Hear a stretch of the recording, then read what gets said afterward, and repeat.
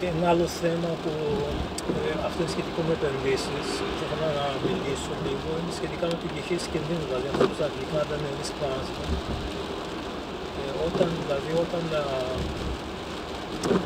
Όταν κάνεις επενδύσεις πρέπει να προσέχεις και τι αγοράζεις, αλλά να προσέχεις και πώς μοιράζεις τα χρήματά σου.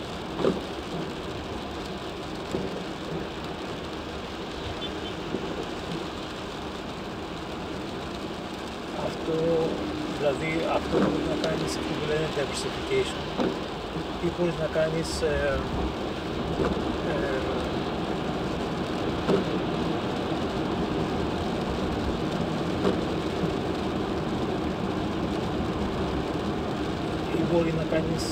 ένα ενεργό risk management, μια ενεργή διαχείριση κινδύνου στις μετοχές σου ή σε οτιδήποτε επενδύεις, το οποίο θέλει λίγο παρακολούθηση, που σημαίνει ότι θα πρέπει να αγοράσεις και να πουλάς συνεχώς, ανάλογα με τις συνθήκες.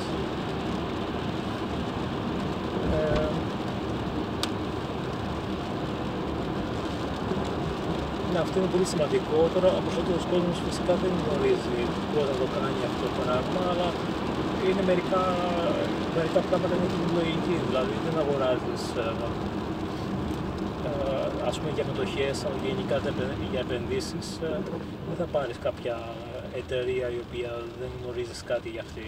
Πρέπει να ξέρεις, να την ξέρεις την εταιρεία, να ξέρεις τι κάνει, να ξέρεις ποιος τη διοικεί, να ξέρεις πόσα χρέη έχει.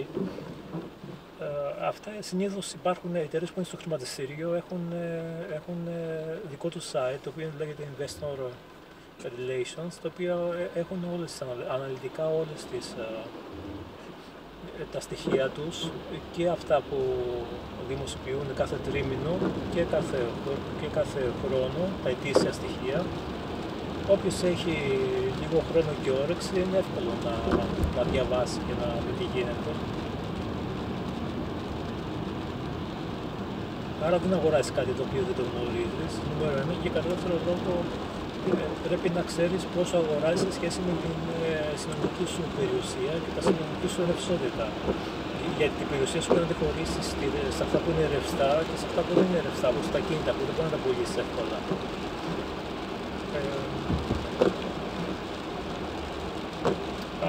Αν επενδύεις, για παράδειγμα, σε μια μετοχή ή σε οτιδήποτε, και είναι ένα μικρό ποσοστό της συνολικής σου περιουσίας και να γίνει κάτι άσχημο, δεν πρόκειται να επηρεαστεί τον τρόπο ζωής σου.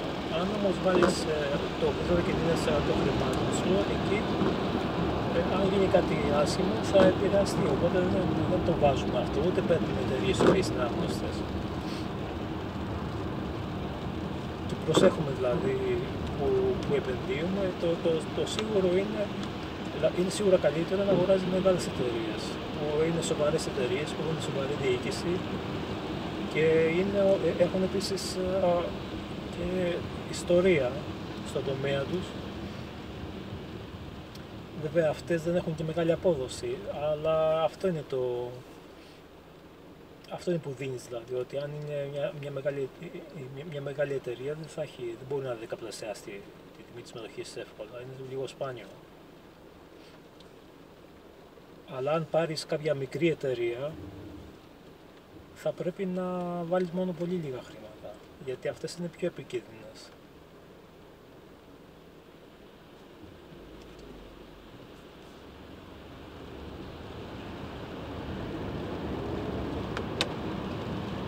Και φυσικά μπορεί να κάνεις διαφοροποίηση, δηλαδή diversification, ανάλογα τις περιοχές στον κόσμο, δηλαδή Κίνα, Λατινική Αμερική, Ευρώπη, Αμερική.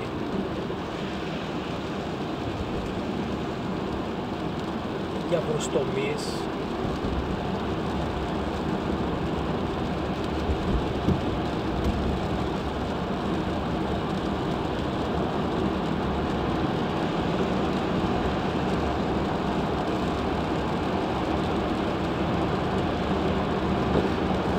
Επίσης μπορείς να κοιτάξεις την μεταβλητότητα της κάθε εποχής.